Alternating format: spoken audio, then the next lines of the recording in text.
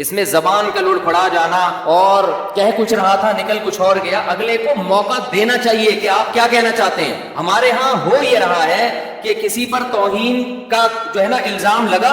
اب ہوتا کیا ہے, میں ہوائی فائرنگ نہیں کر رہا, یہ ہوائی باتیں نہیں کر رہا. ہمارے ہاں اس قانون کا کیسا غلط استعمال ہو رہا ہے. اصل میں خود نہیں اندر گئے نا, کسی دن تم پہ الزام لگے کسی تمہاری غلطی جو تم جان کر نہیں کر رہے ہو, اور خود اندر ہوگے تو پھر تمہیں احساس ہوگا کہ یہ ہو کیا رہا ہے مارکیٹ میں. توہین رسالت کی سزا پاکستان میں کیا ہے؟ قتل ہے نا. تو جرم بڑا ہے, سزا بھی کیا ہے؟ بڑی ہے. تو اس کے لیے بھی قانون یہ ہونا چاہیے کہ ثبوت بھی اور شک و شبہے سے بالکل بالاتر, دو ٹوک اور واضح لفظوں میں توہین ہونی چاہیے جس کا کوئی دوسرا مطلب نہ بنتا ہو. اس میں زبان کا لڑکھڑا جانا اور کہہ کچھ رہا تھا نکل کچھ اور گیا, اگلے کو موقع دینا چاہیے کہ آپ کیا کہنا چاہتے ہیں. اور اگر ہم سپریم کورٹ قانون میں یہ اناؤنس کر دے, یہ فیصلے کے وقت سنا دے کہ اتنے سارے شبہات پیدا ہو گئے ہیں جن شبہات کی وجہ سے جرم ثابت نہیں ہو رہی, تو آپ سپریم کورٹ کی کچھ چیلنج نہیں کر سکتے.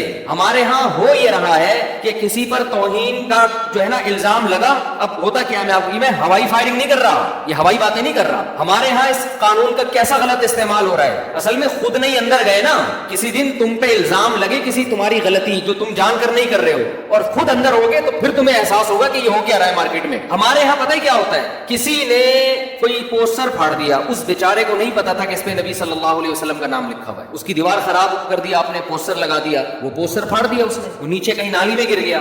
آپ کو ویسے ہی انتقام لینے کا شوق تھا, کوئی مسئلہ چل رہا تھا آپ کا اس کے ساتھ, یا آپ نے اس کو, وہ غیر مسلم ہے, آپ نے اس کو ورغلایا, اس کو ٹارچر کیا, اس کے مذہب کو برا بھلا کہا, اس کو, اس کے بڑوں کو آپ نے برا بھلا کہہ کے اتنا ٹارچر کیا کہ اس کی زبان سے بھی کوئی لفظ آپ کے خلاف یا اسلام کے خلاف نکل گیا. آپ نے فوراً بندوں کو جمع کیا, دیکھو یہ نبی کو ایسے کہہ رہے ہیں, دیکھو اس نے قرآن کی توہین کی ہے, دیکھو اس نے یہ کیا ہے. لوگ یہ نہیں دیکھتے کہ اس نے کہا بھی ہے کہ نہیں, ہو سکتا ہے نہیں کیا اس نے. ایک لوگوں کا جم غفیر اکٹھا ہو جائے گا اور جائیں گے تھانے رپورٹ کرانے کے لیے. اتنے لوگ اس میں, ہر آدمی سمجھتا ہے آج مجھے عشق رسول کو ثابت کرنے کا اللہ نے موقع دیا ہے. چرسی بھی آپ کا ساتھ دیں گے, ہیروئن جی بھی آپ کے ساتھ ہوں گے, محلے کے بڑے بڑے گنڈے جن 20 بندوں کو قتل کر چکے تھے, آج تک کبھی انہوں نے کوئی سنت پوری نہیں کی ہوگی, لیکن ان کو بھی موقع ملے گا کہ آج ہمیں موقع ملا ہے, ہم توہین رسالت کے مرتکب کو کیفر کردار تک پہنچائے. وہ اس کی تحقیق نہیں کرتے کہ حقیقت میں ایسا ہوا بھی ہے کہ نہیں ہوا. پھر آپ پہنچ جائیں گے تھانے. ایسے جو صاحب کو پتا ہے اگر میں نے FIR نہیں کاٹی پورا ہجوم میری بوٹیاں کووں کو کھلائے گا.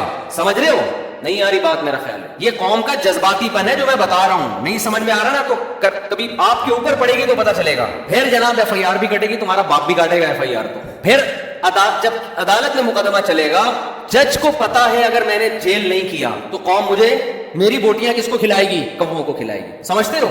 اور ادھر سے جو وکیل ہوگا نا, جو اس کی طرف سے وکیل ہے جس پر فرد جرم لگی ہے, اس کو پتا ہے کہ اگر میں نے اس کا زیادہ دفاع کیا تو میری بوٹیاں کس کو کھلائی جائیں گی؟ کووں کو. بتاؤ ایسے موقع پہ انصاف ملے گا کسی کو؟ نہیں. یہی بات سمجھ میں. پھر جب وہ کیس اس کے اوپر چلے گا, ہر جج پہنائے گا کہ یار یہ آگے کسی کو, پھر کیس چلتا ہے لمبا. پھر لوگ کہتے ہیں ہم تو پہلے ہی کہتے تھے حکومت قادیانیوں سے ملی ہوئی ہے, سیدھا سیدھا لٹکا کیوں نہیں رہی اس مجرم کو؟ ہم تو پہلے ہی کہتے تھے یہ حکومت یہودیوں کی ایجنٹ ہے. پھر اگر اوپر جا کے کسی جج نے اس کو, اتنے میں کیا ہوتا ہے کہ نیچے جو اس کے, جس پہ فرد جرم عائد ہوئی ہے نا, اس کے رابطے ہو جاتے ہیں فرانس سے, امریکہ سے, لندن سے, کہ بھائی دیکھو میں اپنے ملک میں محفوظ نہیں ہوں. ان کا قانون ہے کہ اگر آپ اپنے ملک میں واقعی محفوظ نہیں ہے, آپ ثابت کر دیں, آپ اسائلم داخل کریں, وہ آپ کو نیشنلٹی دے دیں گے. میں ہانگ کانگ ہو کر آیا ہوں, سینکڑوں نہیں ہزاروں پاکستانی ہیں جنہوں نے یہ کہا کہ ہم پہ حملہ ہوا, جھوٹے حملے کروا کے کیس داخل کر کے ہانگ کانگ کی نیشنلٹی لے لی. پڑے ہوئے وہاں پر ہزاروں ہیں.